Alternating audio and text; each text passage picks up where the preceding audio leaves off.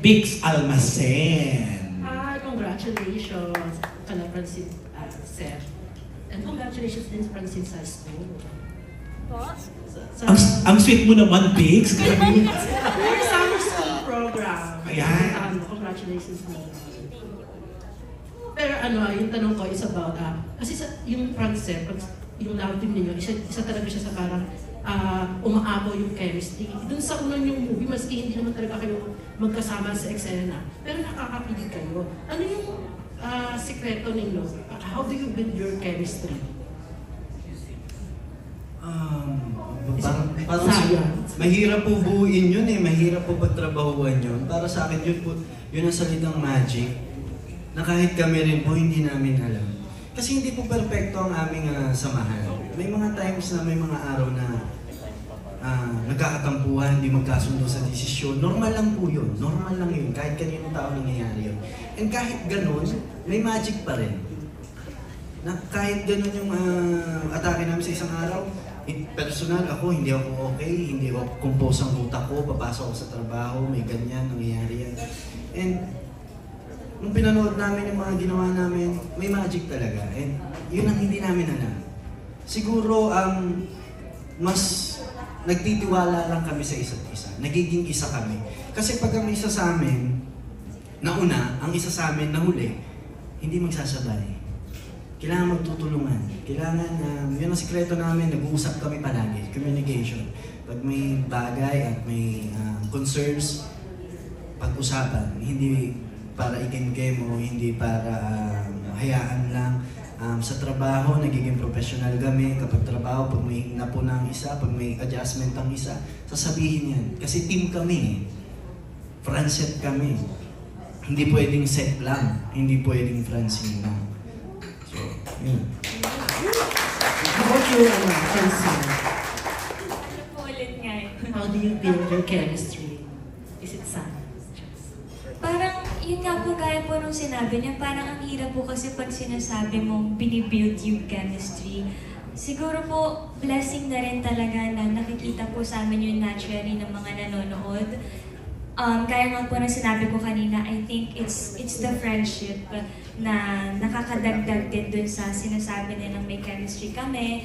Pero, paano ba namin yun wino-work pag nasa mismong trabaho na kami? Yun nga po, sinabi na ni Seth kasi natin. Kahit na may mga pagkakataon na hindi kami, medyo may tampo kami sa isa't isa, hindi dapat yun magte-take over sa trabaho namin. Dapat professional. Number one priority namin talaga is yung trabaho. Kasi, I think, nakakatulong din na pag yung mga directors, yung team nyo, na tinuturuan din po kami kung paano dapat. Mas sa kanila po kami nakikinig. Kasi bukod sa amin na nagtutulungan kami, meron ding mga team na tumutulong pa sa amin. So I guess it's not just us na nakaka-build ng chemistry, it's also the team behind ng lahat ng projects po. Saka pinaka-secret dito is yung tao sa paligid namin, especially yung family namin. Yung mas nakakasama namin sa dressing room, mas nakakakwentuhan namin. Parang nagiging sila parang nagiging ozone layer namin. Yung mga tao sa paligid namin. Bago dumating sa amin, bawas na. And yung guidance ng magulang namin, yung parents namin, ando dun pa rin. And lahat kami magkakaibigan. At yun sa tingin ko, yun yung nagpapatibay ng Francet. Yeah. Pero sa dami ng ginawa ninyong nakakakilig na eksena, dumating na ba sa punto yung kilig na nararamdaman ninyo ay naging totoo? Ay, Diyos ko, grabe yung sagot. Grabe yung tanong. Yes. Meron ba? Ay, naku, grabe reaction! Hindi, totoo yan. Minsan pag may mga scenes, hindi mo iiwasan mag-break ka sa karakter mo. Mabali. Yung parang, parang nagtumigil yung oras. Totoo pala yun. Yes. So ano yung ginagawa mo kung dumadating sa ganung punto? Siyempre, as long as possible, kailangan nandun ka pa rin sa linya ng script mo. Pero, minsan di maiiwasan talaga Di maiiwasan na meron kang galaw ng ilong, namula yung tenga mo. So, may ganun ka. So, Hindi kaya yun ang dahilan, kaya maganda yung chemistry ninyo kasi parang totoo na yung kilig na nararamdaman ninyo. sa tingin namin, yun ang magic. Yun ang magic. Kasi kahit hindi nga kami okay, pero, uy, kaya na, tara na. Pinapagalitan. So, yun. Basta ang sikreto lang talaga namin is team kami eh. Kung anong mapapanood ng tao, it's on us. So, parang kung ano ang sasabihin ng tao, mas siguro 80% it's on us. So, kung hindi namin to aayusin, natuunahin namin ang ego namin, pataasan kami, hindi siya mag-work. Hindi lang kami dalawang magsasuffer, pati po ang buong... How about you, Francine?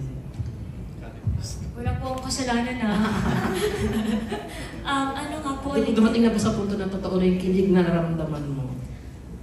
Opo, yun naman po talaga. Siyempre kapag meron po tayong ginagawang projects, hindi naman pwedeng eme-eme lang yung acting. Parang hindi naman po magandang umarte nang wala yung puso mo. Doon po kasi lumalabas yung, siyempre yung pagmamahal mo sa craft mo, pati doon na rin po bibilis kasi yung ang buhay ng bawat isa ng production, ng lahat ng tao. Kasi kung i-fake naman po natin yung nararamdaman natin, parang paano rin makaka-relate yung mga manonood.